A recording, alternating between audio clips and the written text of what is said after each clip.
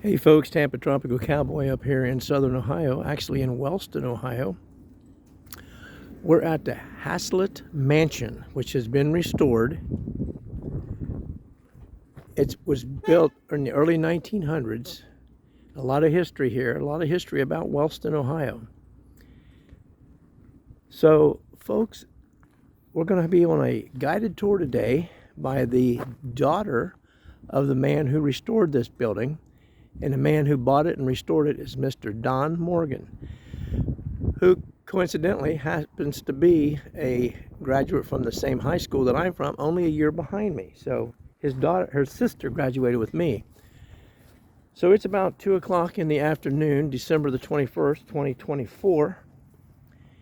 And we're excited about going through the mansion. And over here is the Carriage house, which was fallen in and repaired. They leased this place out for parties and weddings and etc. There's a tunnel that goes between the Carriage house and the house. And it does have bats in it. So we're looking forward to our Christmas guided tour. At real hospitable folks here. So if you're ever in this area, you've got to stop by and see this place. You're welcome to keep these books that are at the table. If you don't want them, just leave them there when we leave today and I'll recycle them. So there are some people here that are in the book. So on the front cover, that wedding, which was our first wedding, Tracy that did that wedding is here. She's back there. she was the lady in the green at the top of the steps. And the Wetzel family back here, their daughter was married, and they're on page, I don't know, like 4 weddings and receptions, and they were our second wedding. So Wanda's daughter and husband are in there. And I think Maddie over here is in the book, and my mom. And you guys may end up in our next one. I don't know. So anyone here where it's your first time being at the house? Oh, good. Okay. And anyone that's like, I've been here lots and lots and lots. You could probably tell every story. Awesome. Okay. All right. So usually for Christmas, I'll start the stories from this book in this room, and then we'll go over to the house. And if you want, you can go through any place in the house that you want. You can open closets. They're full of junk. We don't care. Just like home. You can sit on any of the furniture. Last time, people asked if they could lay down on the bed. If you're tired of listening to me and you want to lay down on the bed, it's okay. Just take a nap, and eventually I'll move on to another room. We'll go all the way up to the ballroom, and then we'll come down to the basement, and we'll go through the tunnel. The tunnel connects the basement of the house to the basement of this barn, which was a milking parlor. And we do have that blocked off. Right behind me is a set of stairs that goes down to that tunnel and the milking parlor. We've blocked them off for the winter because of the, it's cold. So when we walk through the tunnel, we'll come outside, we'll see where the second tunnel was, and we'll turn around and walk back. And I'll just warn you, I have not been in that tunnel today, but I was Sunday, and there is a bat on the wall, and he's just hanging out. He's really cute. Please don't knock him off the wall, because he will chase you, and the louder you scream, the faster he will chase you. It's happened to us before, so just leave him alone. He's okay to get pictures. He's okay with your phone light on him. Just, don't swat at him or knock him off the wall, okay? So you've been warned. So if that bat gets on me and I start saying some things, I got to get saved again before I sing at church tomorrow, right? All right. So I'm going to start telling you the story of the Haslett family. So the Haslett family built this place. They actually bought this land in 1900, and Charles Haslett was the person who purchased the land. He was born in Berlin, Crossroads, Ohio, which is kind of where World Outreach Church is, that area now. He was born in 1862, and when he was 2 years old, his father went to Gallipolis, Ohio, and he enlisted in the Northern Army for the Civil War. They told him, you have 2 weeks to go home to get your house in order and report back to be in military duty. So his father came home. He went uptown to Wellston, where there were 100 saloons, and he got rip-roaring drunk and got in a duel. He was in a sword fight, and he was killed in the streets of Wellston. It was a very wild town. There is an 1880s newspaper clipping that I have in one of my books over in the house where they had listed the top 10 wildest towns in the United States of America in the 1880s. Number 1's Denver, Colorado, and number 2's Wellston, Ohio. So it really was. And if you're not aware, it was a huge town here. This was a fast money place, this entire area of southern Ohio, from here all the way over to Meigs County, Vinton County, Gallia County, because in the 1880s we discovered, well, the 1860s and even earlier, we discovered some of the world's best coal. And here in Wellston was called Wellston Seam Coal. It was known all over the world. People begged for it. It burned bright, it burned hot, it burned clean. And that's really what brought the Welsh settlers flocking here into the area, because they worked in coal mines in Wales. And this was just a perfect place to move. There was plenty of work, good money, a good living. So people followed the money here. And that's how we ended up with 100 saloons in downtown Wellston in the 1800s. Because, and believe me, honestly, they literally served anyone. They served 5-year-olds. They really did. If you came in with money, you were getting whiskey. So the problem with that is all this really fast growth, all this fast money, people flocking in. Of course, you need entertainment. That's why we have saloons and other establishments that popped up in the communities. We also have a need for lumber, for fast buildings. That's where Mr. Haslett comes into play and starts making his first money.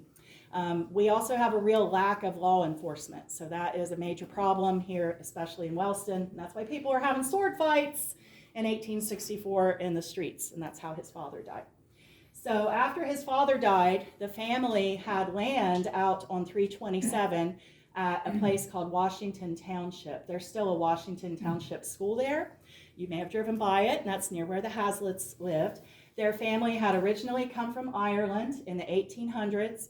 They had an Irish cousin in Holmes County who would buy land, and then he would let family members immigrate over, and he would sell them land here in Ohio. So he owned 3,000 acres in this part of Ohio, and Mr. Haslett's family ended up coming here and settling. So after Mr. Haslett's father was killed, his mother moved himself. He was like, I think 2, and his sister was 5, and they moved out to that family property. She ended up courting the local doctor. His name was George Harbinger, and they were married, and they moved to Colton. Colton was a huge town. It was called Eurekaville, had about 20,000 people there. If you didn't know it, they had a theater, they had an opera house, they had a glove factory, they had a flour factory. In 1908, most of those buildings burned down. It was such an important story, it ended up in papers in Europe. You're thinking, Colton? There's like one stop sign there now. But it was another big town. There were 100 coal mines between Colton and here, just down 93. That was called Colton Pike, because that was the road to Colton. So it was a very prosperous town. And Charles Haslett was able to grow up with a good education there. When he was 14, he was out of school, and he went to his first job in a lumber mill that was in Colton. And because he was a strapping young lad, they said, we're going to hire you to take a sled and horses and go up to where they're cutting all the trees down, and you can haul them back. So he did that, and he earned his first $1,000 in the 1880s. That's a lot of money. In about a year, he owned a lumber mill himself, and eventually he owned 2. So that was his first business. When he was 21, he became Jackson County Commissioner. He's still, I believe, the youngest we've ever had, and he entered into politics. He became the mayor of Colton. He was the mayor of Wellston twice. He ran for lieutenant governor of Ohio. He was a judge, and he ran for many other public offices. He had about a 40-year career, but he was always a farmer at heart. So before he owned this, the family actually owned a 1,200-acre farm in Colton, so they were very prosperous. By 1900, he bought this land, which is still really only zoned for agricultural. Everything from here all the way back was the farm. So the fairgrounds was his land. All those houses back there were part of the farm. This road's called Driving Park Road because this was Driving Park Dairy. That racetrack he built in 1900 that's still in operation as a harness track at the farm was Driving Park Raceway. So he ran that as a business and this as a farm for about 9 years. They actually started building the house in 1908. This was on the front page of the Wellston Telegram, and it's in your book. I just found it about a year ago because we didn't even know what year the house was built, so I was really excited. It was an enormous project for the time. Most likely, I'm guessing it was probably like a kit that they, like on the front cover. In 1908, the Sears and Roebuck Company began selling house kits or house plans. This is called an American four-square home. This particular one was from another company, not Sears and Roebuck's, and it's about $1,000.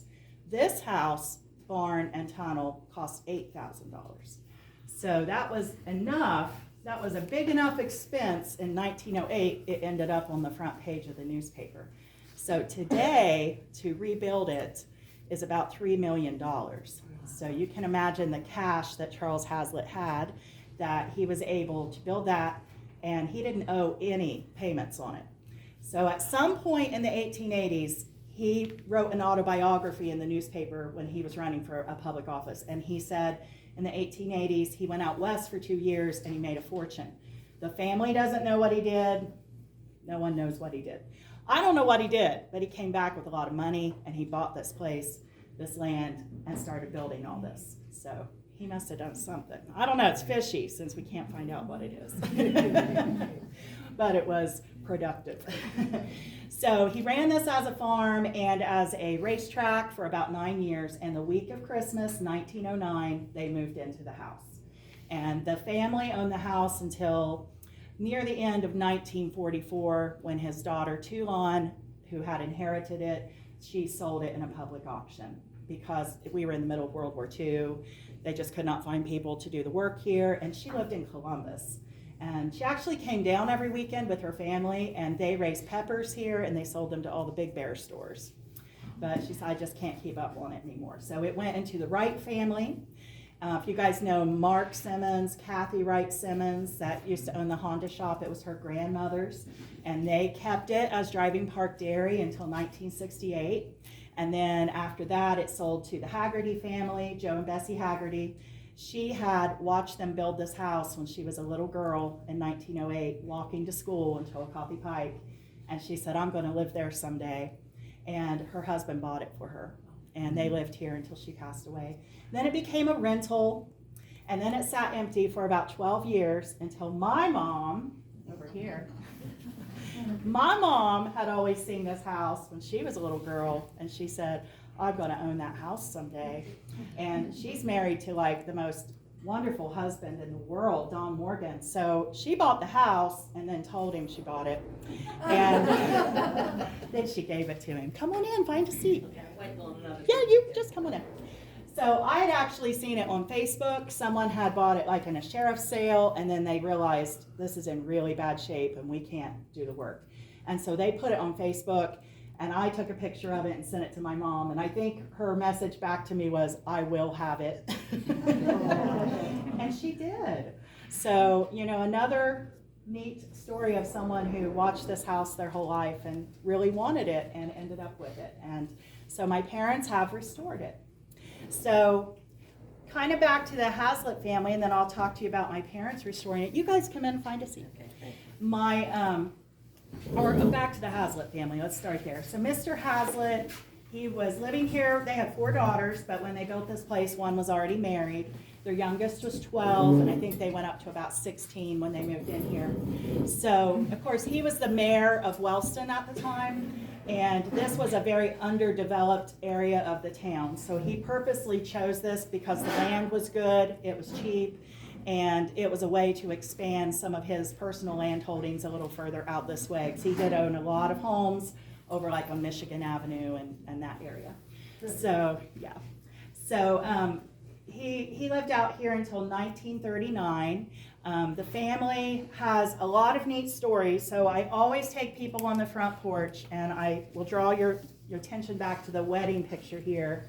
This was our first wedding that we did here on the front porch, which was recreating the 1915 wedding of Mr. Haslett's daughter, Chaunces, and her husband, John Earl Chrisman.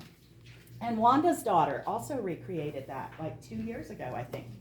So this was, at the time, the largest wedding in the United States of America when Mr. Haslett's daughter was married here. He was always a politician, always a businessman, always an opportunist. So when she asked him if she could get married to his farm manager, he said, "That's great, as long as I set the date and you don't send out invitations." And she said, "Well, that's not going to work for me." He said, "I'll send out invitations." He literally put an invite in every newspaper in the state. He invited the entire state. And 8,000 people came. The reason he did that is he was running for public office. He strategically chose her wedding date as September 1st, 1915, so it was still enough time for people to register to vote. And he won the election, so it worked out. He also had just built a new barn that was out that direction with a new tunnel. It was a beautiful 3-story barn. There's a picture of it in this book. It's been gone since 1990. I have never seen it. All I heard was the basement area was a milking parlor. You could milk 150 cows at once. The next floor and the floor above it had inlaid parquet wood floors. I don't know why you would do that in a barn, but he did. The very top floor was a hayloft. So he told his daughter, "This is where your wedding reception will be." There had never been an animal in that barn. It was quite spectacular. So what they did is they had 1,000 guests on the front yard. So you're like, "But you said 8,000. They show up later for the food and the party. Front yard of the house, they have 1,000 people. The bride and groom are going to get married on the porch. Mr. Haslett, of course, making this a political opportunity. He had the governor of Ohio there who gave a speech, the secretary of agriculture gave a speech, and then Mr. Haslett gave a speech. I can't even imagine how boring that would be, but they did. And then after they were done, they let Chaunces and John Earl get married on the front porch. And then I got this out of the newspaper, it's in your book. They said that bride and groom turned around and they walked in the front door of the house, like you're going to in a little bit, and all 1,000 people follow them into that house, and they take them to the basement. It's kind of weird. And they go through the tunnel that you'll go through today. And when they came out, which will be on the other side of that fake door there was a new tunnel. And they walked through the new tunnel, and when they came up in the barn, see, Mr. Haslett had run across the yard, and he was waiting for them in there, and they walk in, and there's those beautiful inlaid wood floors, and he had violinists in the hayloft, and that whole level was just tables of cake and ice cream and lemonade, and the next floor up was dancing, and he said, "You can eat all you want, dance all night." That's when 8,000 people, gather in. And he said, "But I'm going back in, I'm going to bed, because I'm milking cows in the morning." That's what he did. So that's such a popular story. It's in this book from the New York Times. They printed it here in Wellston. And they printed it at the time in 1915, and I have found it in a newspaper from every state in the nation. It was the most popular wedding in our country in 1915. In 1918, the New York Times printed it again. So they were still talking about it. So the family's living here. Chaunces and John Earl are living here. They have a baby named Helen. You'll see her pictures in this book and through the house. In 1922, John Earl Chrisman is struck by lightning and killed while he's out in the field here taking care of cows. And they bring him in, they lay his body out in the big parlor, and they have his funeral in the house, and then he's buried. And that kind of starts this string of very sad events for the Haslett family. The next year, their youngest daughter, her name was Piccola. She was teaching at Wellston High School. She just died suddenly. And she was just like 24 years old. And then a couple years later, Mrs. Haslett passed away in the house. And then by that time, Mr. Haslett is alone. He's alone here for about 11 years. And in 1939, he committed suicide, unfortunately. He jumped off the upper floor back porch. And people go out there and they're like, I don't know, it doesn't look high enough to finish you. But if you go head first, it's high enough to finish you. And that is what Mr. Haslett did, unfortunately. So then it passed to Toulon, who was the only child still speaking to him at that time, because they had had a rift in the family. And she kept it till 1944. So. Very, very interesting family to read about them.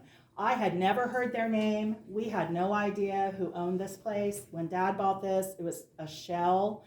You can see from some of the pictures, it's very vandalized. It had sat empty for 11 or 12 years. And it really, truly was like a drug house here in Wellston. It was. People were living here. There's people that died in there from overdoses. Someone had come and they'd stolen all 66 windows out of the house, and I think there's 40 in the barn. They'd either broken them or stolen them. All the interior doors stolen. They went through the house with chainsaws and cut through the walls looking for stuff, and all the fireplace is gone, all the lights gone.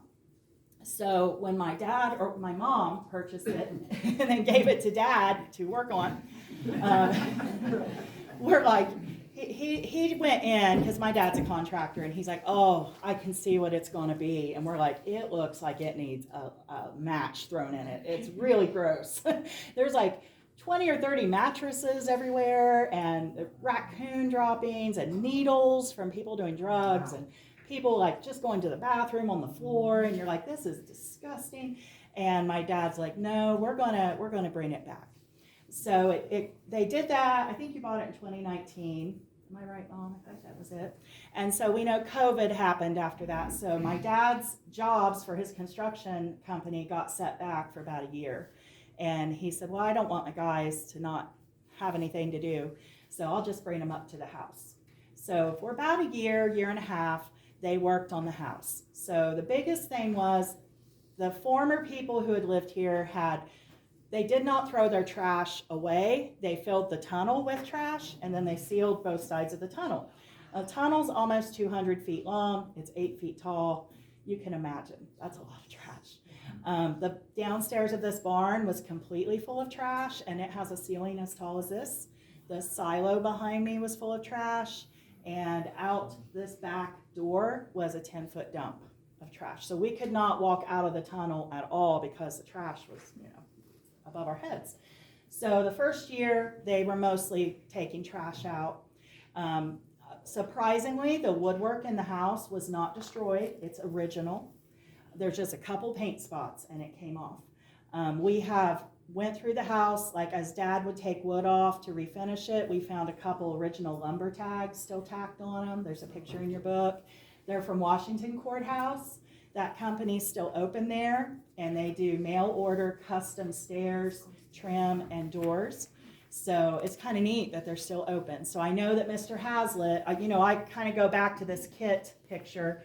I wonder if maybe, and I'm just guessing here, if maybe he bought house plans for a similar house, because Sears sold them for about $15. And I'm wondering if he bought the house plans and then shopped out local places for all the things for the house. I don't know. All the bricks that we have seen, and the house, barn, and tunnel are 16-inch thick brick walls, and the bricks that we've seen exposed are all from Logan block or Puritan block. So that's Hamden, Ohio, and like Nelsonville, Ohio. So they're local. The glazed brick on the house, I don't know where it's from. It has no stamp on it. So I'm just assuming it's probably Logan block because they made that too. The little tiles you'll see on the front porch and in the house, those, I don't know where they're from, but I know that Mrs. Haslett's brother worked at a tile factory in Lancaster. So I'm just kind of wondering if they got a family discount, maybe. The roof that used to be on the house, actually we just took the roof off the barn. It was 116 years old. And the pieces that Dad saved are lining the flower bed out back here. And there's one here, I think it's there. Yep. This is kind of like a leaf design that was on the corner of the barn. So we saved that. That company is from up above Athens. They're called Ludovici Tile. They're still open. They let me come visit 2 years ago. Make this tile. They have what's called a dream house. If you're up there, they let you go in their dream house, and it's every tile they make. And they have a 75-year warranty on them. And I said, well, these lasted 116. So it's pretty cool. And their quote to do this barn was about $80,000. So we didn't do that. We did metal. So Dad had that replaced in April. But the house had green tile like this. There was a miniature of the house that was between the house and barn. It was a maid's house, and it had black tile like this. And of course, this building had the red. So it's been kind of neat to go through. I'm interested in like, where did stuff come from? Where did they get it? And he did shop it out from a lot of places, but they were pretty close to here, and they all would ship on the railroad down to the Wellston depot. So, you know, it's kind of neat to find that out. So back to this place, my dad started restoring this about 2 years ago. You could not walk across the floor. There were just boards laid down across holes. And if you were in the basement, you could look, like over in this area, you could look up all the way out through the top. It was literally falling in. The only thing that kept this structure up was it's made out of brick. The floor here and the floor above us had wood floors with 6 inches of concrete and barbed wire run through them from when they built it in 1908. My dad took 100 tons of concrete out of this floor and the floor above us. So this building was called the Carriage House. It's in the Wellston newspapers as being called that. And they specifically mentioned it for the 1915 wedding, that everyone stopped at the Carriage House and they hung up their hats and their furs and their coats, and then they walked down the sidewalk to the front. So we just keep calling it the Carriage House. It's actually 4 levels. The house is 4 levels. And there was a maid's house that was just 2. Below us is a milking parlor. This was actually the carriage house level where they parked carriages, the milk wagon that they drove all around town to deliver the glass bottles of milk.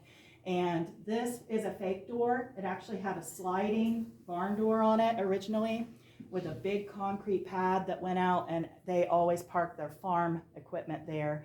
And behind me where there's stairs, they had a ramp where you could bring your mules or your horses out of the field, bring them up the ramp, out that sliding door, hook them up to your farm equipment, and go straight to the fields. Above us, this floor, in the 1940s, it became an apartment, and it was an apartment until the 1990s. But originally, the floors tilt like this, and we always wondered, you know, are the floors just falling in? They were made like that because this floor above us was made when you would bring in all your grain from harvesting it in the field. You would pile it up there, you would let all the liquid evaporate out of it, and it would run down that V shape into a tube that went down to the cows. It made like alcohol for them, silage. Happy cows, more milk. So they loved it. So they designed it that way, and we're like, that's pretty innovative.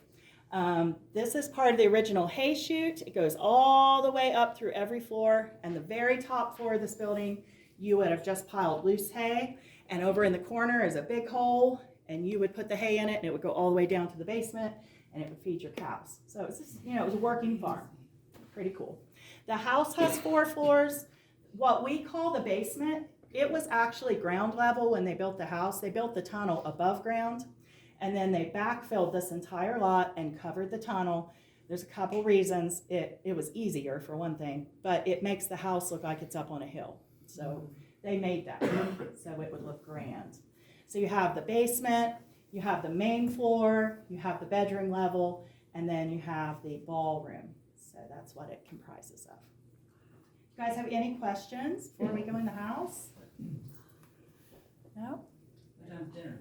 Oh, not a very good cook, Mark, but I mean, Taco Bell's really close. How many tunnels did they originally have? 2. 2? Yeah, they had 2 tunnels. I've heard all kinds of stories that there were tunnels everywhere.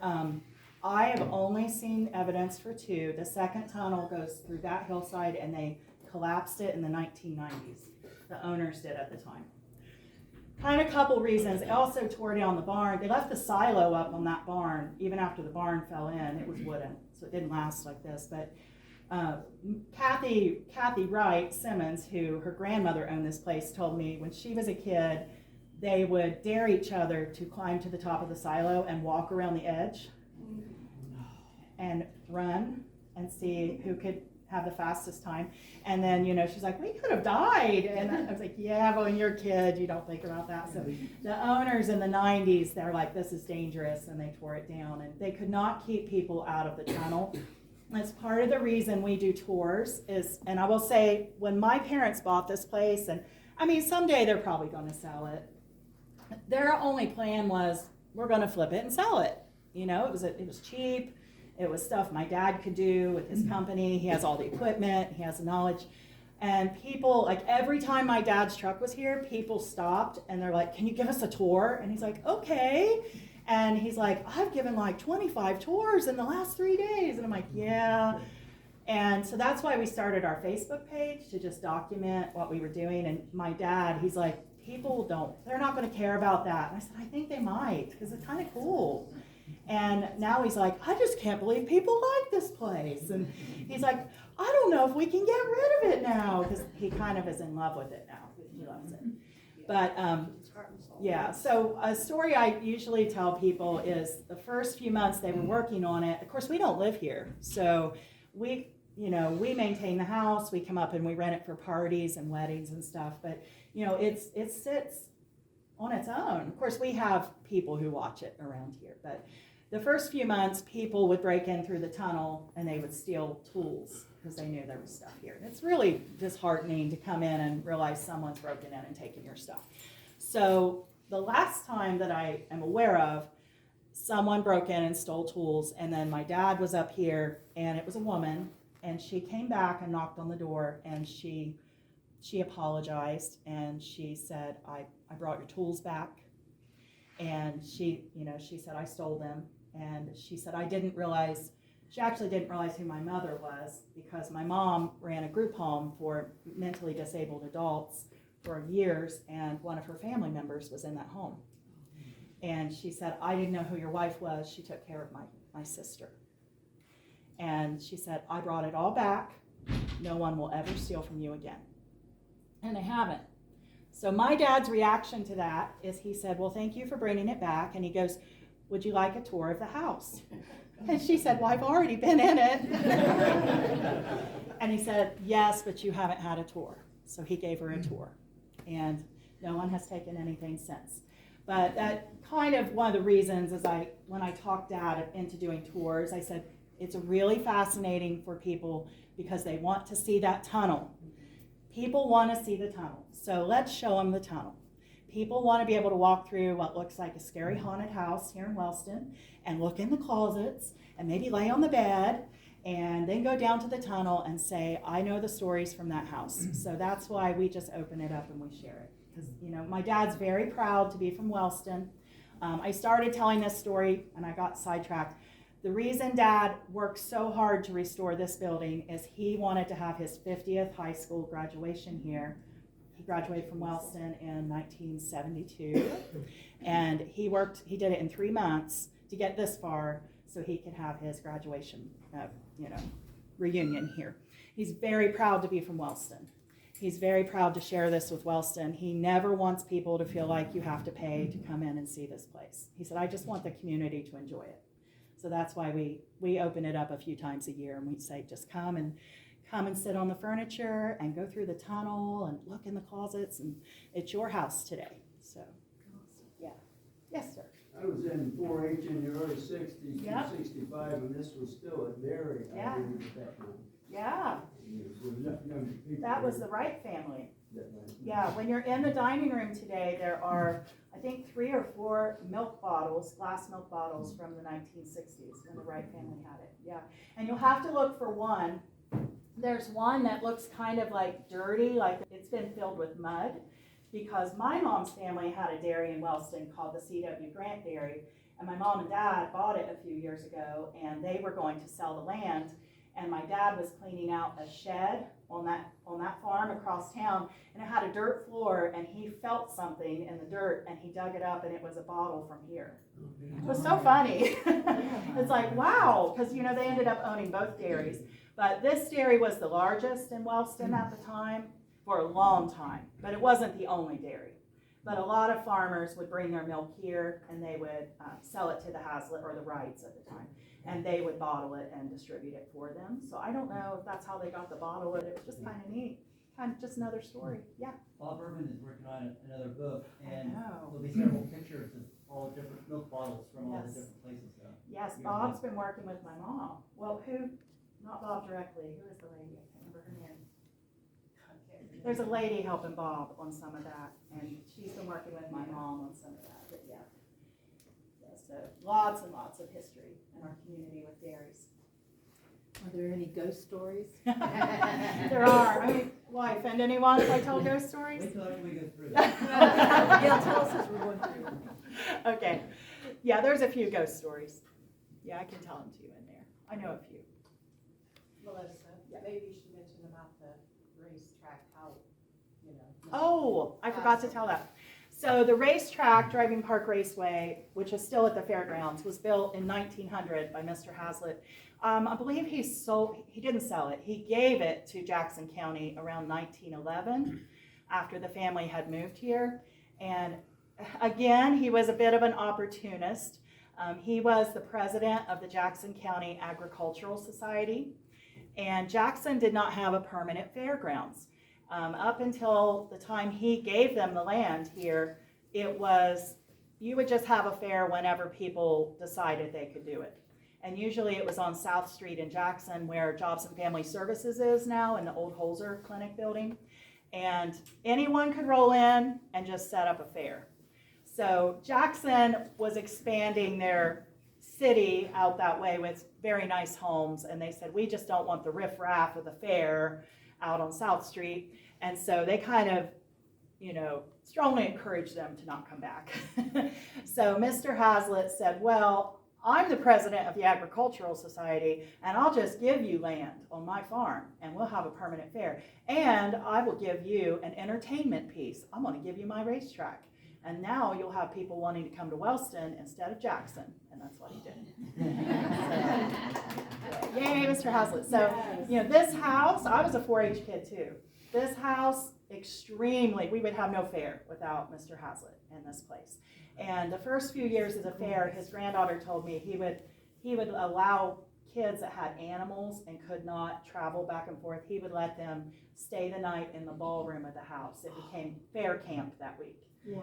Yeah, and it was very important to him to support that. And I'm thankful because we would not have had that up there. So if you've ever wondered why we still have that racetrack up there, it's because of Charles Haslett. And it has a neat history too. Wellston High School used it as their football field for about 10 years in the 1920s. I've heard, I don't know if it's true, that there was some type of a trap door in the middle that would raise up, and there was a ramp that would go down, and they had like mules that would stay under there, and like a barn that was under there, but I don't know. I That haven't. was probably for the miners.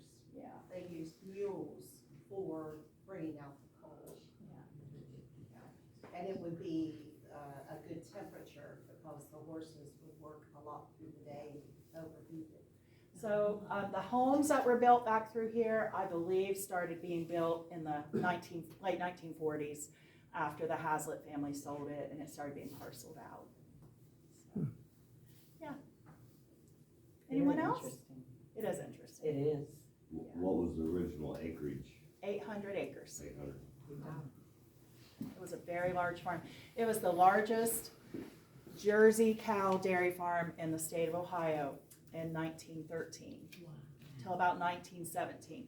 In 1917, the cows, they actually got tuberculosis. I didn't know cows could get tuberculosis, but they did. And Mr. Haslett had to put them all down. It was about $1 million loss for him. His cows were all registered. He would go to St. Louis to get them. So today they'd be like $25,000 a head. And he had to put them all down. So it did cause a major milk shortage in the city. Of course, there were other dairies, but he had the largest. But in 1 year, he had rebuilt, and he had the farm going again. So he always had businesses. Some of the businesses I didn't tell you about that are in the book. He had a dance hall in Colton. He owned a dancing bear. You could pay him a nickel and dance with it. He owned like 4 coal mines. The family kept the coal mines till the 1960s, and they're out near Leo Petroglyph. He owned a couple railroads. He built a bank up in Wellston called the Citizens Bank, and that big Eagles building that's sitting empty across from the library, he built that. So he was very involved in the community, and he had his hands kind of in everything. He never placed all his money in one spot because he lost it a lot. So, he took a lot of chances with his money, but he was very thoughtful of his children. He had provision for all of his children in his will that they all had land when he died. All of them. And they were all girls, and they're very successful because a couple of them were pharmacists. They went to Ohio State, and education was very important to him too. I think because of his cows being, had to be put down due to tuberculosis, that started the first sanitation dairy, and then people who had dairies after that had to be like surveyed by state people to make sure that everything was sanitized for to not have, because that can be passed on to the people who drink the milk. So he was responsible for Jackson County to be able to have had a requirement for sanitation in dairies. So This was called a sanitary sanitary dairy farm, yes. which was popular. It was very scientific in the early 1900s. So all the floors were concrete on purpose. The cows never stood on dirt or wood chips or hay when they were milked. They were milked on concrete. And then this tower behind us is a water tower, actually, and everything was washed after every milking. Even in the downstairs of the house, in the basement, that's the original cement, and the tunnel is cement, and that is the purpose, so that they could keep everything extremely clean. And that is a big reason that his son-in-law, John Earl Chrisman, that was struck by lightning, ended up running this farm, is he was an Ohio State agriculture graduate, and he purposely hired him to run this state-of-the-art for the time. So, he was very proud of that. I wanted to say one thing. Back here, when we started working on this and started trying to redo on the outside by a chimney, we found a fire hose, which was probably used to wash down the dairy. Of course, a lot of it was just disintegrated, but it was like an actual old fire hose that the firemen would use. So it had powerful, to cleanse. And you can see that on, it's hard to see until you stand up, but there's these portholes, like there's one here on every level of the building here, and they would have had a cork seal, but they had a way you could hook up hoses to them and access water. Yeah. So, and that's the same type of silo that was on the new barn that they built in 1915. It was all about keeping things clean. Yeah. All right, you ready to go to the house? Yes. All right, so if you cannot do stairs, I'm going to have my mom take you up the ramp, but I'm going to walk all the way around the front to the front porch.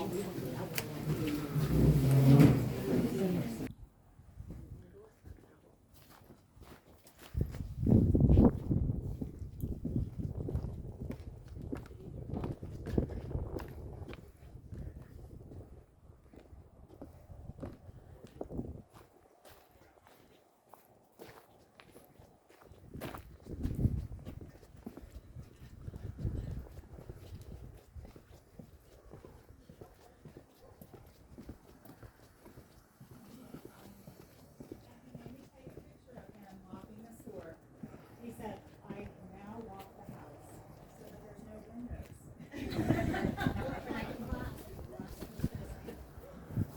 All right, so come on up and spread out so we can see these pretty tiles. We won't be out here too long.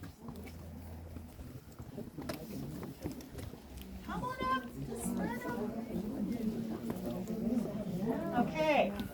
Now you got to turn around and look that way, and I want you to remember that wedding story from 1915. 1,000 people on that yard. The bride and groom standing on the stairs up here where you are. Imagine sitting, you thought I was boring, sitting through 3 politicians talking. How horrible. I would have been like, I need some cake to get through this.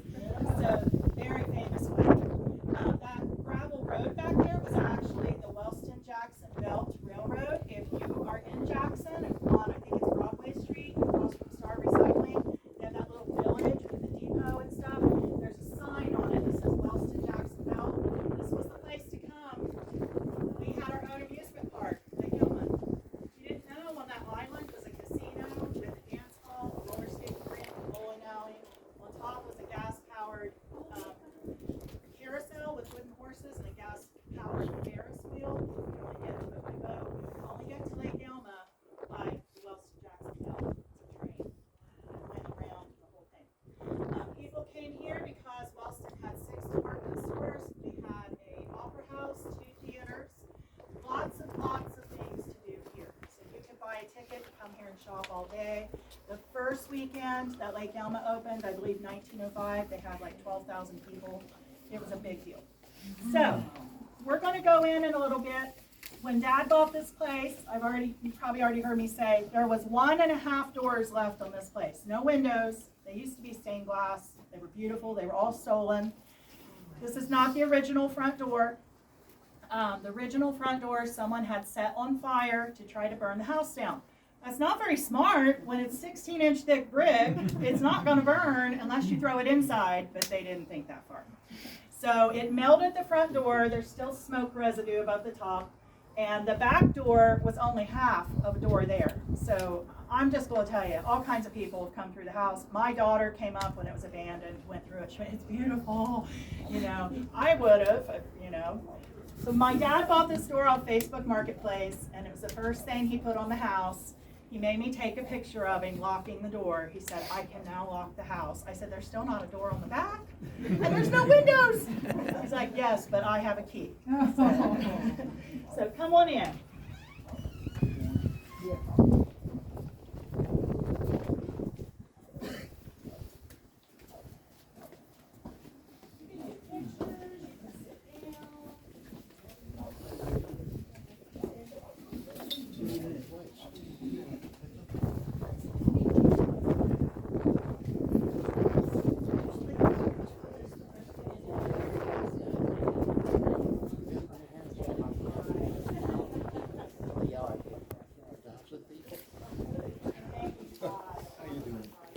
Good.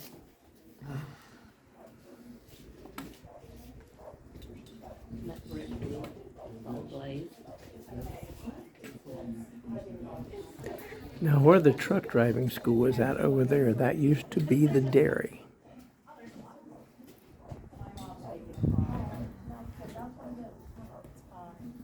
You the last one? I'm working. Right. You the last one? That's me. Okay, so the floors are original. These are called picture frame style floors. They start, if you look down in the middle of a room area, you'll see there's 2 skinny boards, and then they start doing rectangles around them. And they flow from room to room. This is quarter sawn oak, or it's also called tiger oak. It's very expensive for the day. Mr. Haslett wanted it to be fancy, but the type of house style this is, American Foursquare, they don't really make them super fancy. So he tried to throw in the expensive touches where he could, which was on woodwork. This used to be an 8-foot tall pocket door, and so did this one, and so did that one. They would push back inside the walls, and then you could pull them back out. They were stolen, and this is the area where they took chainsaws and cut through the walls and took out all the hardware. So because those are very expensive and were custom made, my dad's like, I don't really want to put those back up. We like the open feeling of feeling like the house is open. But in their day, it was pretty important to conserve heat, to be able to shut off these rooms because they have huge ceilings. And I stay here when my boys come in from the military, and this downstairs is never warm because all the heat goes up the stairs. So I can understand why the Hasletts wanted those doors to shut off rooms. This room we call the little parlor. It was Mr. Haslett's farm office. His granddaughter told me he always kept with all the coal on it with all the money he was making. That's what she said. So we always leave a desk set up there kind of in his honor. This was the large parlor. The family would not have really spent time on this level, guys. This was for show. And you know, they had meetings here. When the son-in-law was struck by lightning, his body laid here, and this was the funeral room. These rooms were fancy for guests. Now, in this room in the little parlor is a little white couch on caster wheels with a few little white chairs. Those were typical for the day for a living room, and we see them in the E. Smith Chambers ads in the newspapers at the department store here in Wellston. You could get that set for about $30. We have 3 or 4 of them here. The reason they're on little caster wheels is because when you go up to the bedroom level, there's this odd-shaped open area in the middle. That's actually the family room. And they would have had a set like that up there. It's on wheels so that when people come, you can roll them out of the way and put them in the bedroom and shut the door. So this would not have really been a family hangout area. That dining room over there was their dining room. All the furniture in here has pretty much been donated to us by people who said, hey, again, we weren't going to keep it. We weren't going to keep the house. People started coming up for asking my dad to show them the house, and they said, hey, could I give you my grandma's couch? Could I give you my mother's trinket box? And we're like, well, okay, doesn't your family want it? And they said, our kids, that doesn't mean anything to them. They think it's junk. They want to take it to Goodwill. And they said, we want people to sit on it. That's why we always say sit on the furniture. Always also say if it breaks, it's okay, because we've got 3 other sets. It's okay, because the people that have given them to us, they said it would have meant so much to my mom for people to enjoy her things, or my grandma. So we always want you to feel like you're at home when you're here. Okay. Oh, a couple stories about the fireplaces. This one and this one are almost the same. They're not original. They came out of different houses. I don't know the story on that one. This one came out of a house in Meigs County. It had been painted black. Someone called my dad. They said, we're tearing down this old house. There's this fireplace in it. It's painted black, but you know, you might want it, but it'll be gone tomorrow. And so Dad went down and he went to pull that off the wall. It came apart in 20 pieces. And he brought it up here and he tacked it back on the wall. It was still painted black. And about 2 years ago, he refinished it and he went, it's tiger oak. It matches all the wood. Kind of neat. All the interior doors, like the ones in this room and the ones up in the bedrooms, came out of a house. Oh, I don't remember the name of the family. The Lulon home. Over by Carriage. Yes, behind Carmen's Used Cars. It was about the same time frame. It was being torn down, and my dad was able to get 26 interior doors. They're all tiger oak. This is the weird part. They still have the original hardware, like doorknobs, hinges, and screws. He brought them up to this house, and they fit perfectly. Like, he didn't have to drill more holes, and we're like, that's strange. Kind of neat. Yeah. So we're in a little bit. I'm going to start upstairs. I will say, if you want to do the circle here in a minute, the kitchen we have now is obviously not the original kitchen because it has stainless steel. Mrs. Haslett didn't have that. But it was a butler's pantry. And so talking to the granddaughter that's living, she said it was floor to cabinets. They only used cast iron cookware. And she said Grandma and Grandpa only had white dishes and they were all chipped. She remembered that. And on top of the counter, she said they had a German clock about that tall, and she would climb up on the counter as a little girl when she stayed in the summers, and she would wind the clock every day. So, yeah, it's kind of neat to hear those stories. This room back here, behind, near the stairs, has original tiles. That's the original kitchen. We've made it into a bathroom, and it's a junk room, too. We have every home has those. You're welcome. I did ask Dad to save the tiles because he's like, I want to cover those up. And I said, no, they're cool. So you'll have to peek in there too. So in the dining room are some of the dairy bottles if you want to look at them. There's pictures of the family here in the hall. There's pictures on the table in there. In most rooms, I have a picture of the family on the steps if you want to look at them. Chauncey, the girl who was married, is the girl wearing a shirt with a huge bow on it. And right beside her is John Earl Chrisman, her husband, the one that was struck by lightning. So I'm gonna give you a few minutes to circle around, and I'm gonna come to the stairs, and if you wanna go up all the way to the top with me, you can meet me there. Awesome. Yeah. Careful on that rug.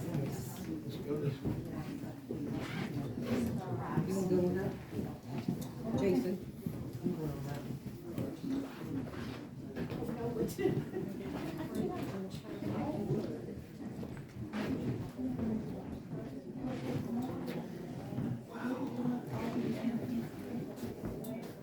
Over there, just sit on this.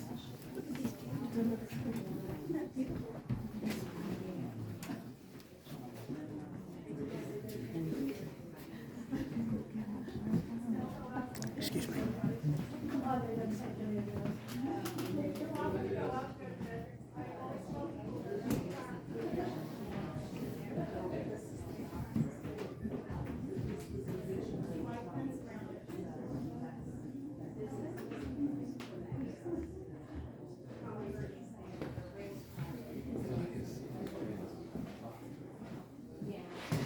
It's a shame that,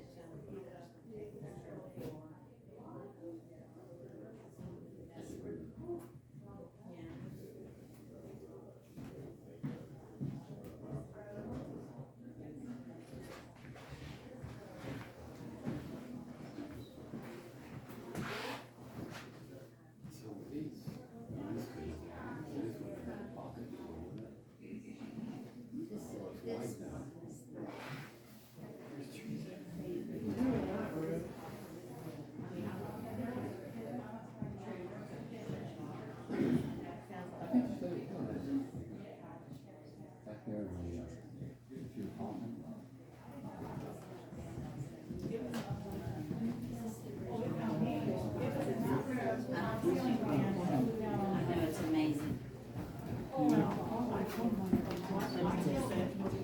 We had Hannah on This is all original. No, the doors are original. The trim that she said was all original. All the woodwork is original. That's what I'm saying. Say, how many people did it take to lift that? Yeah.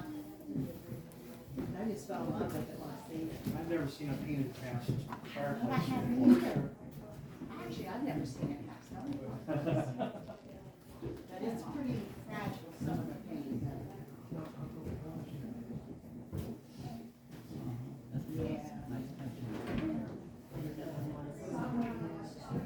Come around there, Bill, I'll get a picture. Oh, yeah, perfect. Now, my parole officer doesn't like me to be featured on social media. Somewhat famous there, here we go. Oh, okay, somewhat, there we go. I'll send, I got one for Facebook and one for, your, Perfect. parole officer. Parole officer. I'm still technically in Jackson County, so it's Oh, okay. all right. I didn't notice you, I couldn't remember who you were at first, cause I didn't see the ankle bracelet on there. I was thinking, trying to say something about an ankle bracelet, but that's perfect.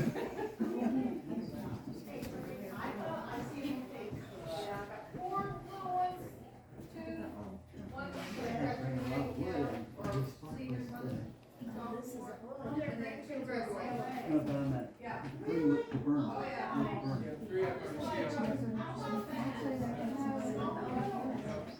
That was kitchen though, didn't it?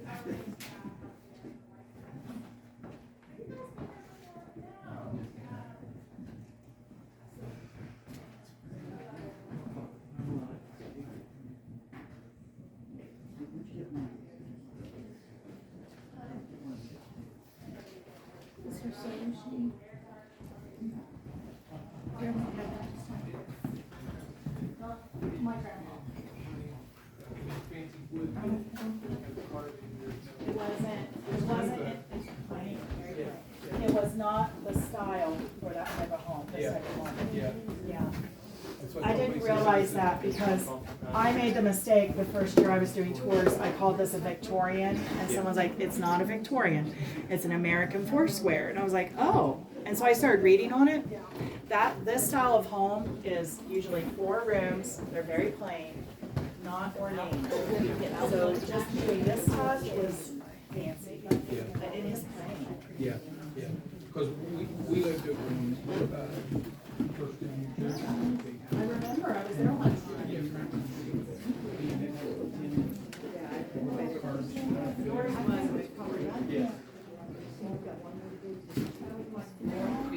Isn't it? Christmas tree in every bedroom so far. Floors are really So, remember, this is the living room. This is where those rolly furniture would be, so you can roll it out. This room, the pink room, we don't really know who everyone's room was, except this was the master bedroom, that was Mr. and Mr. Haslett's. This room belonged to the daughter named Toulon, who inherited the farm. The reason we know that is we talk to her granddaughter often, and her granddaughter started following our Facebook page. She lives in northern Ohio, and she said, that pink room, how did you pick that color? And I said, well, it had like 30 layers of paint on it. And I said, well, my dad was scraping off plaster, and he found what he thought was the original color, which was pink. So he went and matched it and painted the room. She said, that's my grandma's room. I said, well, how do you know? And she started describing the windows and what you could see out the windows. And I said, that's Toulon's room. So that we do know that that was her grandma's room. The rest of them, I have no idea who these two belong to. Mr. Haslett, when he did go off the porch, was the porch on this room. So, yeah, it's a little creepy in there. They did have indoor plumbing. This, of course, they did not have a jet tub like my dad has drug up here. We're taking that out. That is the original floor in there. He's tried to preserve it. And all these interior doors came out of that Lulong house. So we're going to go through this door and go up to the ballroom. And I'll tell you some ghost stories up there. Oh, boy. So you said this is where everyone would have hung Yep. out. They would This was your living room. I'll be darned.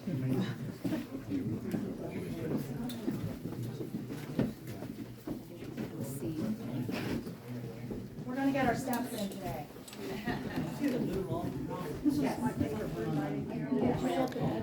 It's the original flooring here in the bathroom, and I was talking to the guy that restored it. He said these tiles are just laying there. You can actually pry them up and put them back down. That's the original tile.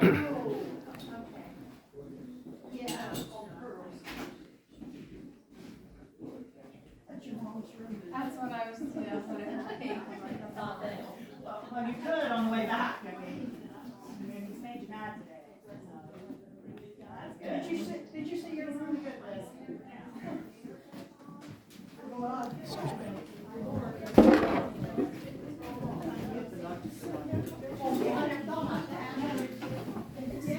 And that wouldn't work for the base standards.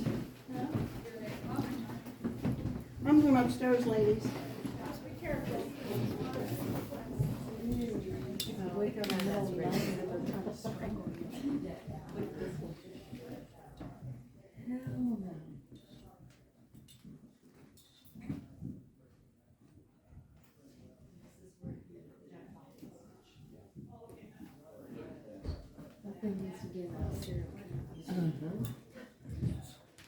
Oh, look at the old top.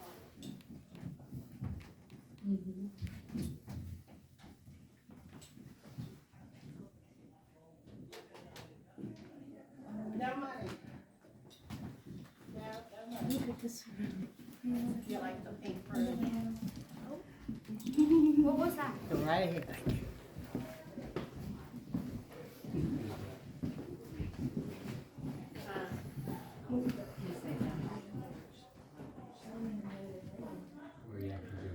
This is the room that Mr. Haslett was in when he committed suicide. Out that door there is a porch.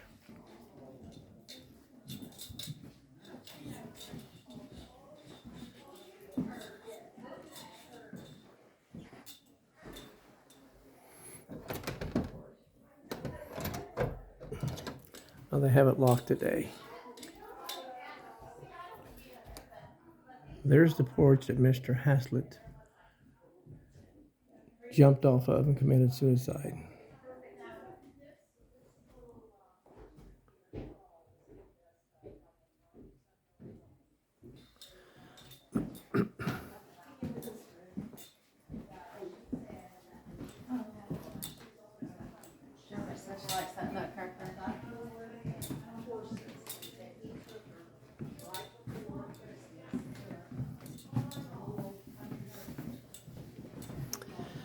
And this is the master bedroom.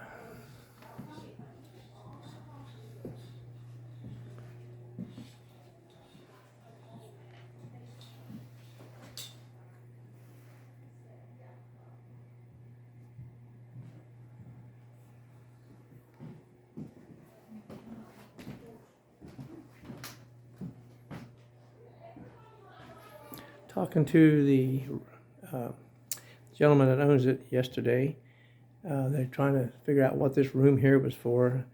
Most probably saying a reading room, a library.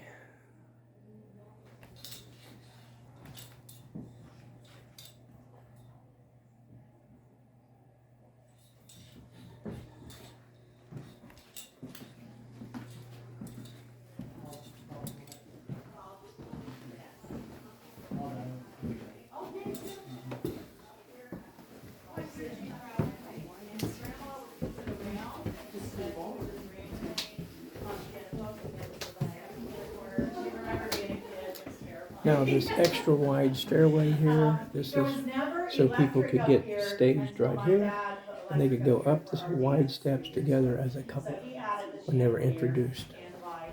I guess they just used candles, I don't know, but there was not power. What else? Oh, I'm supposed to tell you ghost stories. Yes. So I've heard a few ghost stories from people that used to live here. Mrs. Haslett was from Germany, and she actually ended up coming here. Their family came to Meigs County in the 1880s, actually 1870s, because her uncle was very high in the coal industry there. And her dad moved the family here to do that, and then he ended up opening a saloon in Colton. He had a liquor license, and they moved to Colton, and she met Mr. Haslett when she was 17. He was running a lumber mill, and her brother was in business with him. And so they got married.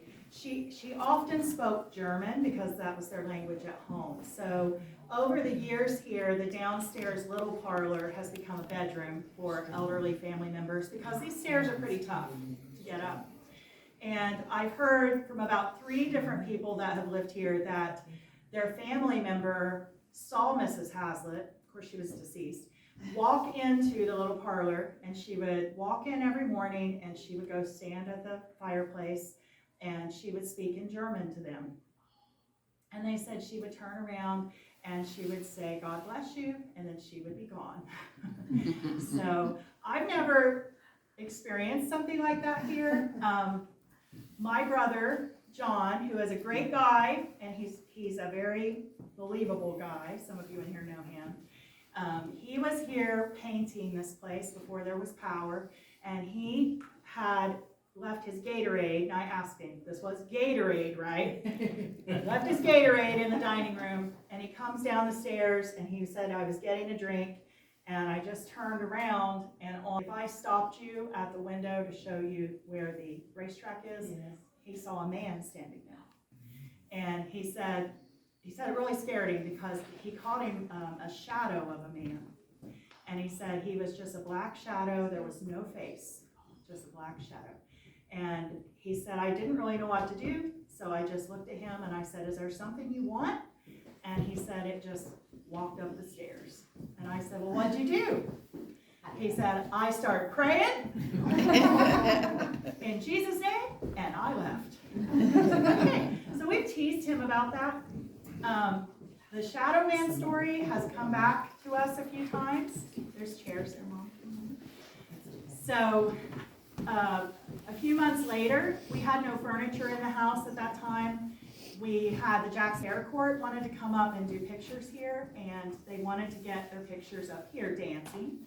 So they're getting their pictures. They want to be on that platform and around the stairs, and they start sending me pictures back. And they're like, "What is that behind my child?" And it is a shadow of a man behind the child. We're like, "That's weird. Maybe it's just a shadow, you know." We're like, okay. A year later, my youngest son brought he's like, "Thomas, I'm going to kick your butt when I come out of here." And she came out and he's not there. And she's like, okay. They ran back downstairs.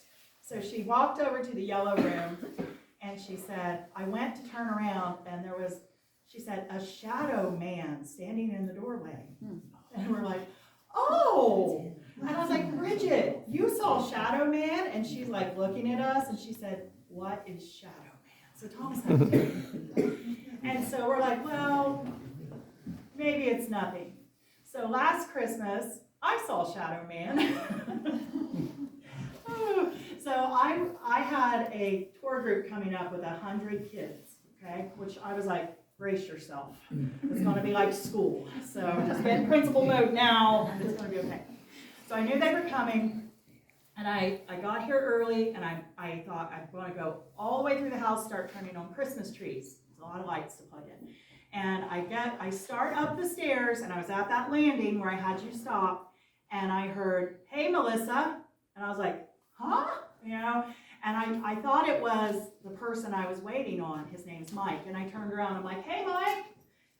He's not there. And I was like, okay. And I like look out the window, there's no cars. And I was like, well, you can't freak yourself out now because you got to go all the way to the attic. So you might as well just, man up and do it. So I came up here, and I'm like humming praise and worship songs and Christmas trees. And I'm like, I start back down the stairs. I'm like, I'm not going back up there. And then I realized I had forgotten one tree on the bedroom floor. And I'm like, you're going to have to go back up there.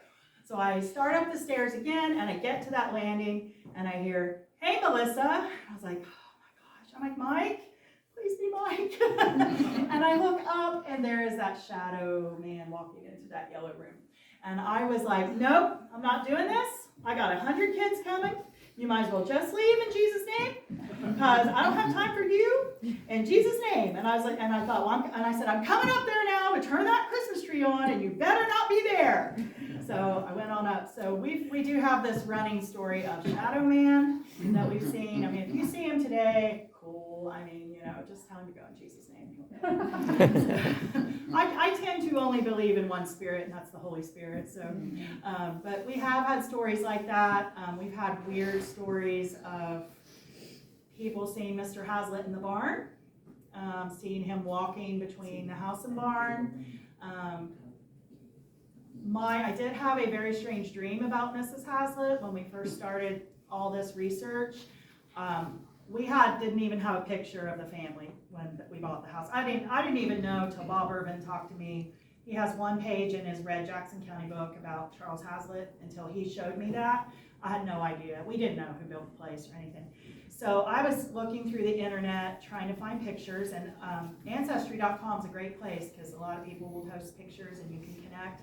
And I found one of her, and she's always, I only have 2 pictures of her. She's very disgruntled in both of them. The first one, she's on the steps with the family, and she's like kind of going, Mr. Haslett's behind her, and he's just like, and you can tell like she's thinking, I married an idiot or something. The other picture I found of her, she's like this. And so when you do research, you find family secrets, and that you probably shouldn't tell anyone. So like in that course of research, I have found some family secrets I don't usually tell about the family, and I happened to find her picture, and I was like, oh.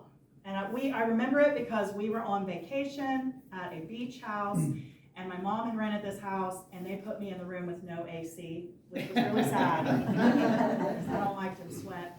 And I was like, what am I going to do all night? I'll just do genealogy. That's a dark hole to jump into. And I remember the last thing before I went to sleep is I found her picture. And I was like, I found her picture. She was glaring at me. And I was like, and I'd also just found out like some not great family secrets. And I was like, ooh. And so I went to sleep. And I remember, you ever see yourself in a dream laying in bed? I remember I dreamed of myself laying in bed in that room, and she walks in the room, and she stands at the foot of the bed, and she was just glaring at me in my dream. And I was like half asleep, and it's one of those dreams where you're like, I need to wake up now, but I don't know how to get myself to wake up, but I need to wake up now. And so she just stands at the foot of the bed. Now, I'll tell you, I'm really funny about my feet. I don't like anyone to touch them, look at them, anything. In the dream, she lifts up the sheet off my feet, and she folds it back, and I was, I'm thinking, is she going to tickle me? What's she going to do? And she bends over, and she just blows cold air across my feet. Just, I immediately woke up and sat up a bit, and I was like yelling. And I looked down, and the sheet is back off my feet, and the AC had come on in the room. I don't know if it was her, I don't know. Guilty conscience, I don't know. It scared me. I wouldn't research it for about 2 months. I'm like, I'm done. So I won't be telling you those family secrets today. That's some of our stories. Mom, do you have any more? About your brother. I did that one. I mean, we'll just keep walking down steps till there are no more steps. And I also always warn people, the basement is still in vandalized mode. So it's first thing you see when you open the door, they had spray painted hell and an arrow going down there like bloody. It's original. So we haven't painted it. It's kind of a unique talking point. All the kids love it.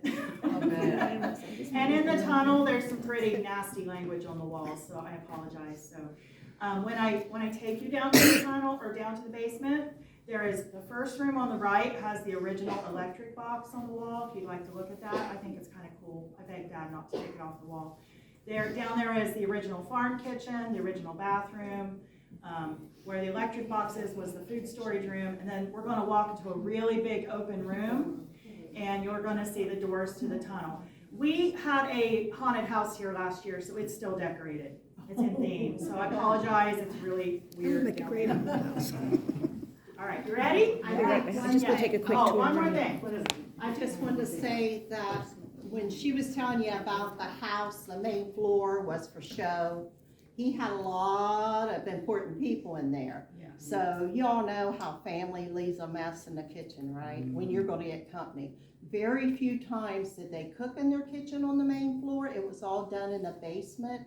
And they had a shower down there that is still there, that's not usable, that the hands would come in, but Mr. Haslett and any of the kids had to shower before they went upstairs. There used to be a corner sink at the Yeah. top of the stairs. I mean, heck, most people can't get shoes off of people if they come in your house, right?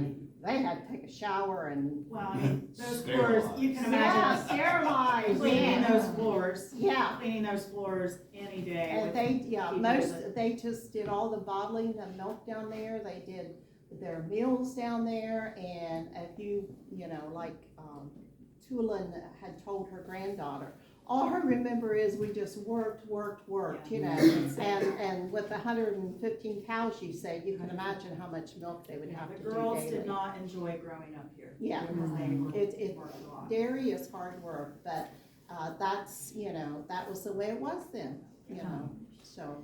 Yeah, one more story up here I forgot is, you've probably noticed these little crawl spaces all over the place. Yeah.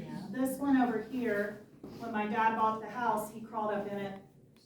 He's a contractor, he looks at the bones, and he said, this house has been on fire at some point. And so we started talking to people that were still living, and they're like, well, it was never on fire when we were here.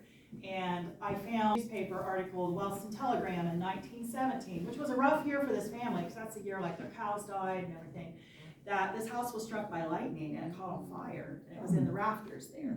So the family knew immediately when it was struck by lightning, and they ran up here and they were able to put the fire out. So that's what the charring was that my dad saw. Did they have a lightning rod? I don't know.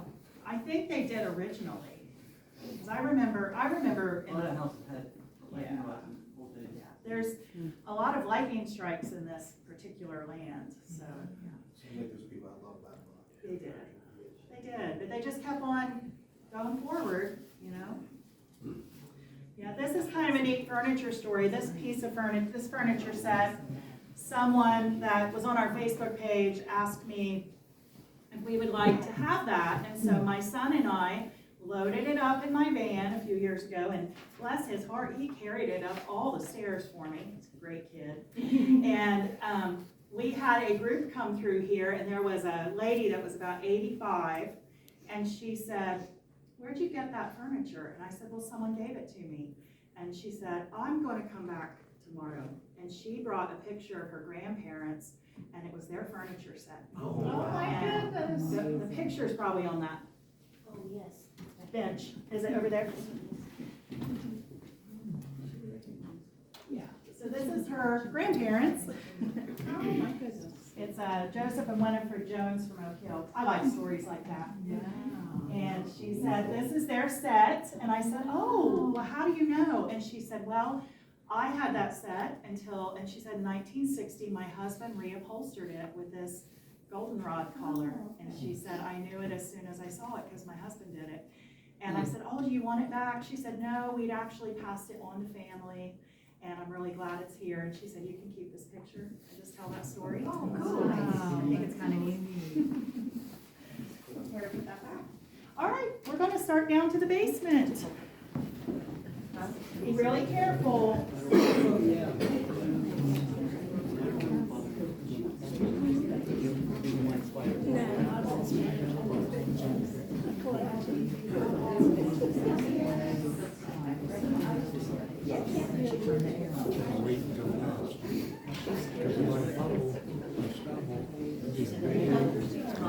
And this is the ballroom that they usually used in the cooler part of the year because it'll be so hot up here during the summertime.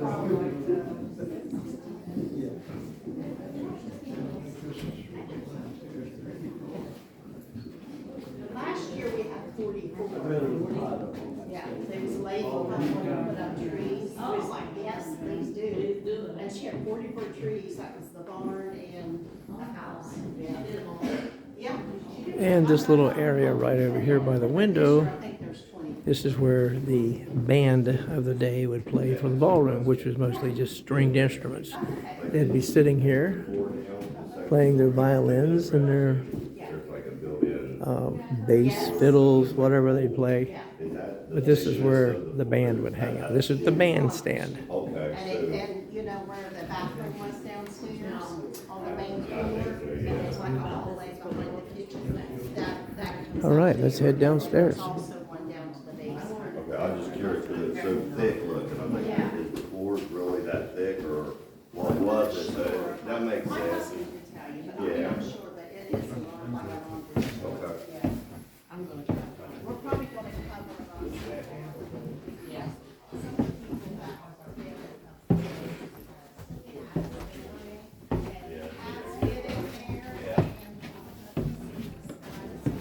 Are you just taking pictures? I'm doing for a, yourself? I'm doing a, This is the shadow right there. Yeah.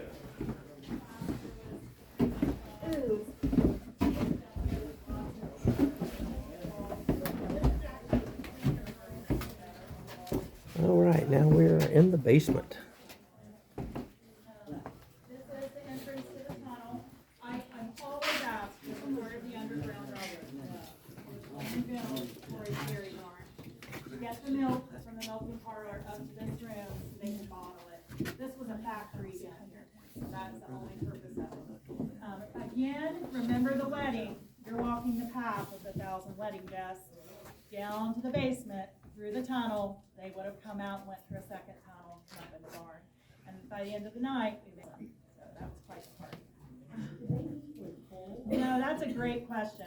My dad put that wood burner in the winter of 2019, after he put windows in the house so they could heat the house. This house, even though it has chimneys, there's no soot in them. They had never been used, ever. We're the first ones to use them. And occasionally, we will still use that wood burner in the winter when it gets really cold. But the family here had a natural gas well. And all the heat, all the lights, all the cooking was natural gas. I always ask people if you want to look at the electric box, because they did wire the house for electric, but it was primarily not used. It was mostly natural gas. Yeah. So until the Morgan clan rolled in, well, I mean, I don't know how the prior owners heated. It must have also been natural gas because, there's no soot in the fireplaces until we put it there. So, yeah. All right, so when we walk down these steps, they're pretty steep. The last one down into the tunnel is a bigger step down. I encourage you, if you have a light on your phone, to turn it on because there's no lights in the tunnel. It's 8 feet tall, 16-inch thick brick. It's about 150, 200 feet long. When we get to the end, it's a dirt floor, so you'll feel it being uneven. On the left is the silo. There's still junk down there, still trash. There's a door at the end. We'll all go out the door. We'll look where the second tunnel was, and then we'll come back. And if we haven't woken the bat up, it'll be a real good adventure. You know.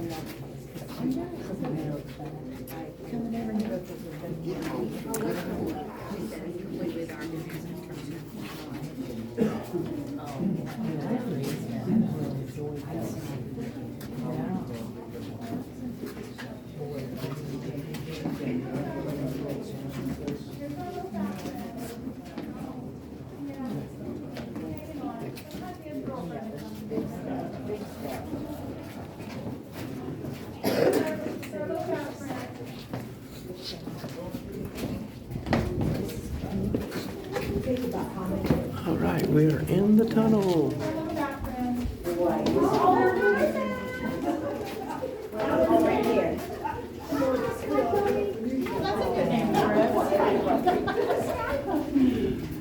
And here's the bat. There's the bat.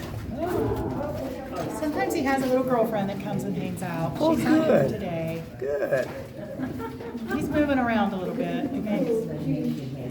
Oh, it's probably cold for them. Yeah, they hibernate down here.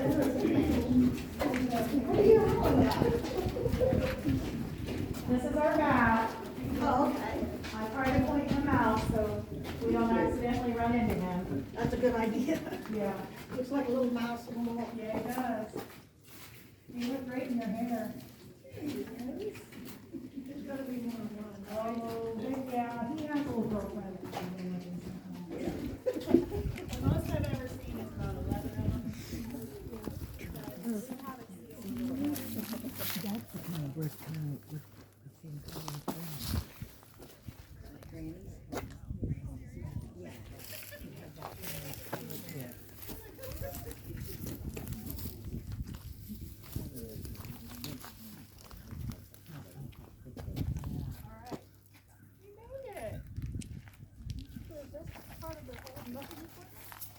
is some type of a well that there's a pump on it that you can pull. I don't know what it's for. My dad's been out here and just pulled it, and I'm like, is that a gas well? Or are you gonna blow us up? He's like, I don't know.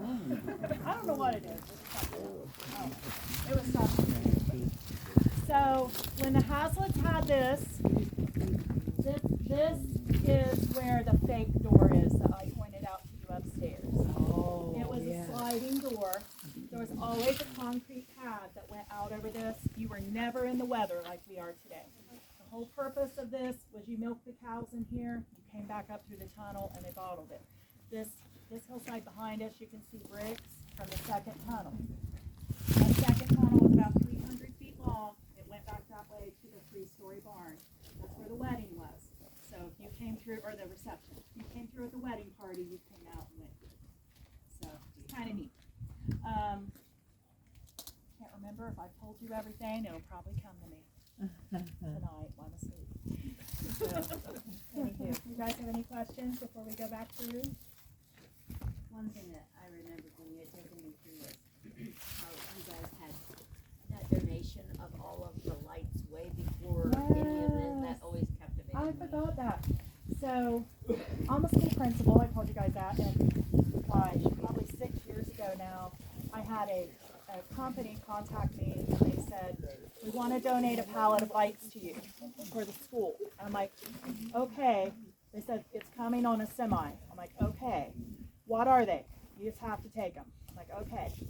So they roll in with 2 pallets, and they're chandeliers. Listen, I'm not going to hang a chandelier around some kid. You see those high school, middle school kids hanging on those things, swinging? No, I'm not doing it. So I said, well, if we can't use them, what can I do with them? They said, we don't care, it's a donation, do whatever you want.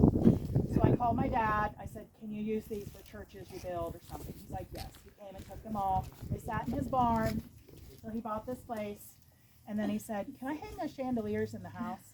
So wonderful. They were all free. They were all on that pallet, so, and they all look good. So that's where they came from. Yeah. Let's go back. Yeah. And when we go back through the tunnel, the house is still open. If you want to go back through and get pictures or ask us questions, I'll hang out for a bit in the main floor. And you can go out in the front door or the side doors or the back door to get back to the barn if you have stuff over there. Okay? Thank you for coming.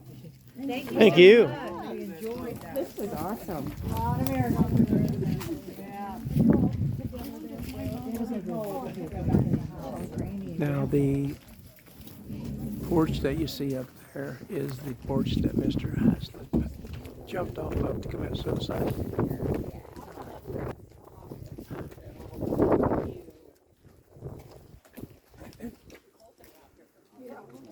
It's cold today, golly. Thank you so much for the tour. You did a really awesome job. We just found out like last night it was happening. Yes, thank I love to tell stories, so it's like, I see that brick got Logan, yes, Ohio. Logan. Yeah. Some of these, there's one, that one's exposed too. I think that's Puritan block. Yeah, that might be Logan block, but there's Puritan and Logan. It's fantastic. Woo! It's gonna get dark.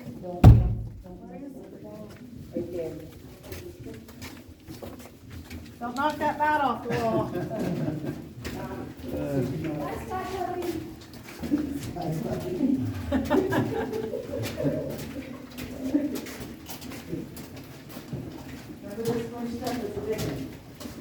Think about these people, how they were all dressed in fancy dresses that came through. Oh, yeah, they lipstick.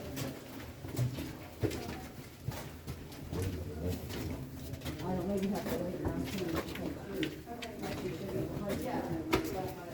Susie, look at that. Take our picture. Yeah. You want in there pictures? No, we'll do one that. Where was the electrical box at? Yes, I I want to missed see that that part. too. I missed Well, that you said it part. was kind of interesting. It's a- It's just a- on that wall? Two of them, just two Yeah, I think thirds. maybe I've seen it. Yeah, that's it. Yeah, I remember I that. got lost. Screw and I fuse. asked Mom a question upstairs, so. That's amazing.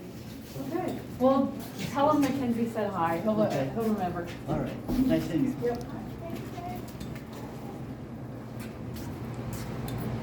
Yes, it is cold, cold, Okay, I think I've seen it, yeah. Now over here is the old kitchen where they actually prepared the food. The servants did, and this is, of course, the pipe going out for ventilation.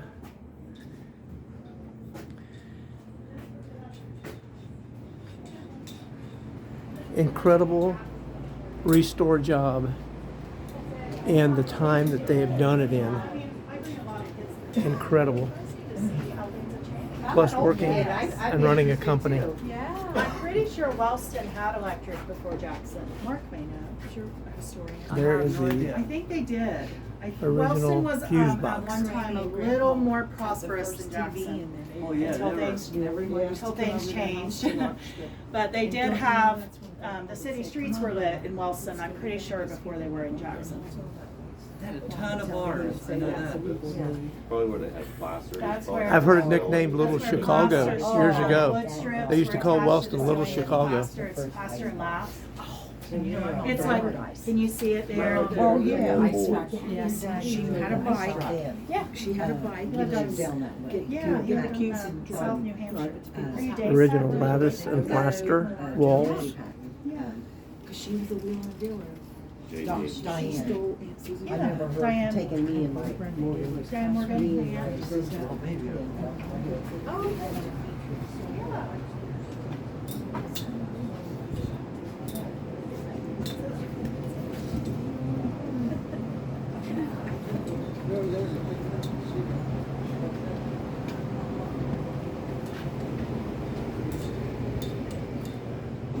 Now, this was not one of the original stoves. The gentleman that bought the place in 2019, there was no heat in here, so he put this in. And the first time these chimneys were ever used in this house was when he put this in. It's got 6 chimneys. They were spotlessly clean, and they've never been used because they actually did not heat with wood. They heated with gas. Because Mr. Haslett also owned a gas well. And there again, there's the door to the tunnel.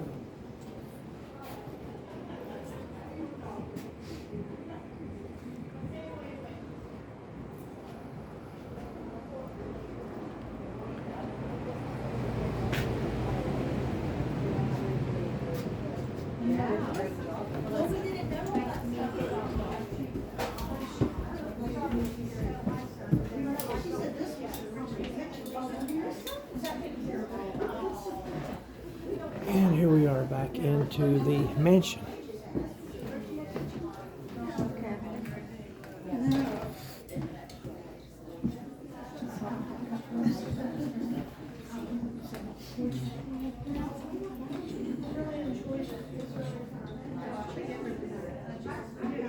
A little recap of the downstairs area.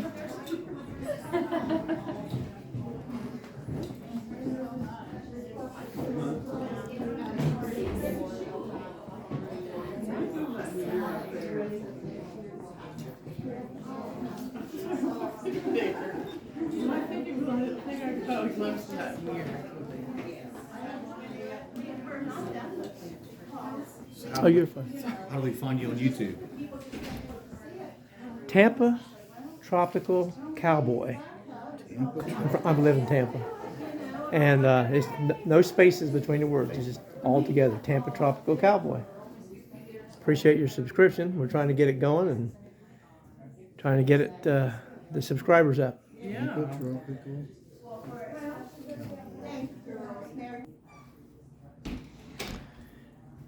You know, it's 30 degrees outside here in Wellston, Ohio, and this place is just cozy. You just want to stay inside and enjoy the comforts of this place.